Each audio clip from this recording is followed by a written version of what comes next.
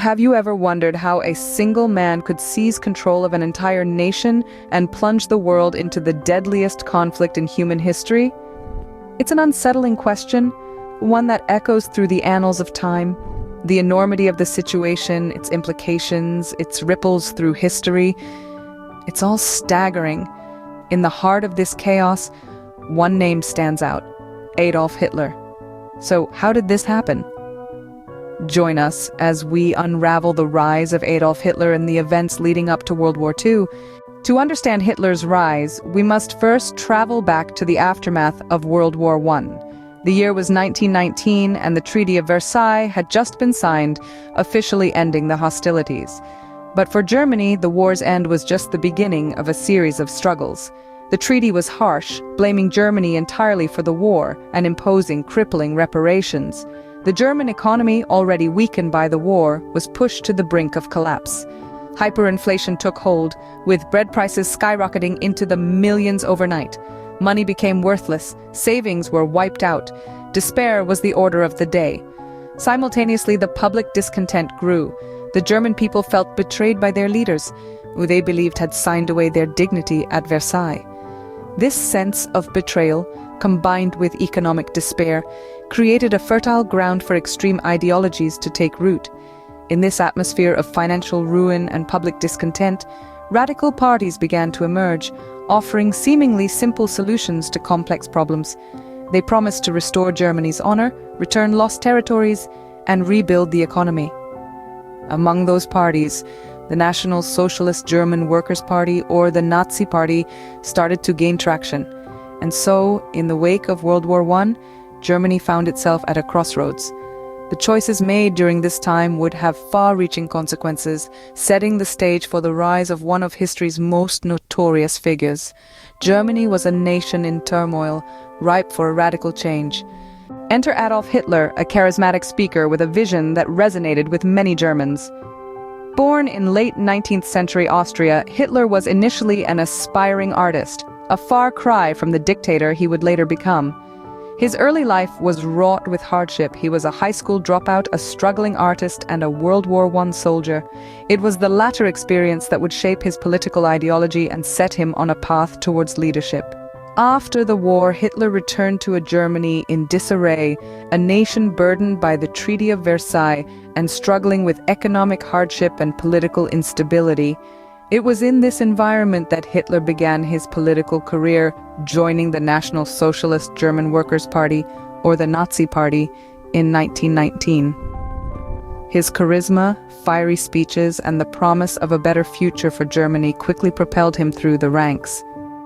Hitler was a master manipulator, using propaganda to amplify the party's message and to vilify those he saw as enemies of the German state.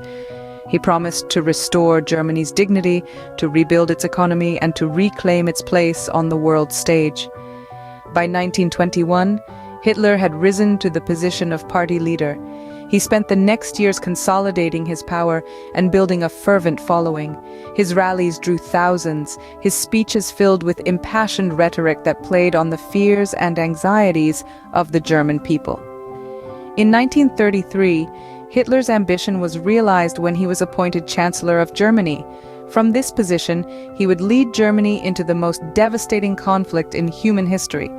Yet, it's important to remember that Hitler's rise was not an overnight event. It was a slow, calculated climb to power, built on propaganda, manipulation, and the exploitation of a nation's desperation. It was a rise that would forever change the course of history, a rise that still serves as a stark reminder of the dangers of unchecked power and the seductive allure of demagoguery. Hitler's rise was not an overnight event, but a calculated climb to power. In 1933, a pivotal event occurred that solidified Hitler's grasp on Germany. The Reichstag, Germany's parliament building, mysteriously caught fire. This event was seized upon by Hitler, who was then the Chancellor, as an opportunity to gain more control. He convinced President Paul von Hindenburg to sign an emergency decree to suspend civil liberties and deal with the supposed communist threat. This decree was swiftly followed by the Enabling Act, a piece of legislation that essentially handed Hitler the reins of absolute power. It allowed him to enact laws without the Reichstag's approval, laws that could even contradict the Constitution. With this newfound authority, Hitler methodically eliminated his political opponents, suppressing dissent and opposition. These moves were a masterstroke of political manipulation. Hitler was now not just the leader of Germany, he was its dictator. With the Enabling Act, Hitler had dismantled democracy in Germany, paving the way for his totalitarian regime. With complete control over Germany, Hitler set his sights on a larger goal. This was not just a power consolidation within his own borders, but a grand scheme that extended beyond the Rhine. Hitler had a vision of a world under the dominion of a German Reich, and he was willing to violate every peace accord in pursuit of this ambition. Despite the shackles of the Treaty of Versailles, which had been imposed to prevent such a resurgence, Hitler was relentless. He began by reintroducing conscription, rebuilding the German army in defiance of the treaty. His next move was remilitarizing the Rhineland, a clear violation of the treaty that had been intended to create a buffer zone between Germany and France. But this was just the beginning. The Anschluss, or union with Austria, was next on Hitler's agenda.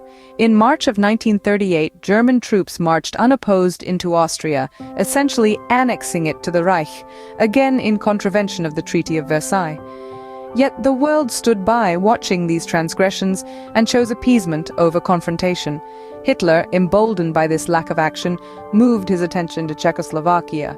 With the Munich Agreement in 1938, he was handed the Sudetenland, a region heavily populated by Germans, on a silver platter. But Hitler was not appeased. In 1939, he went on to seize the rest of Czechoslovakia, violating the Munich Agreement. This was the final straw for the world powers. But the most audacious act was yet to come. In September of 1939, Hitler invaded Poland, triggering the long-anticipated World War II. The world was no longer dealing with a political leader. They were facing a warmonger. Hitler's aggressive expansion set the stage for a conflict that would engulf the entire world. His actions, driven by a toxic blend of nationalism, racism, and personal ambition, were a stark reminder of the catastrophic consequences of unchecked power and failed diplomacy. Hitler's rise to power and the subsequent World War II was a dark period in human history.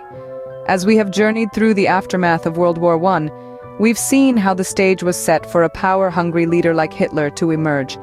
We've grasped how the Enabling Act played a pivotal role in his ascent, granting him absolute power. We've also understood how this path led the world into a war that claimed millions of lives. This history serves as a stark reminder of how ideologies can be manipulated, power can be misused, and conflicts can spiral out of control. It underscores the need for vigilance, for a critical understanding of our past, and a commitment to peace and justice. Though it's a grim chapter, studying Hitler's rise in World War II is crucial to understanding the complex dynamics of power, ideology, and conflict. Let's continue to learn from our past to build a better future.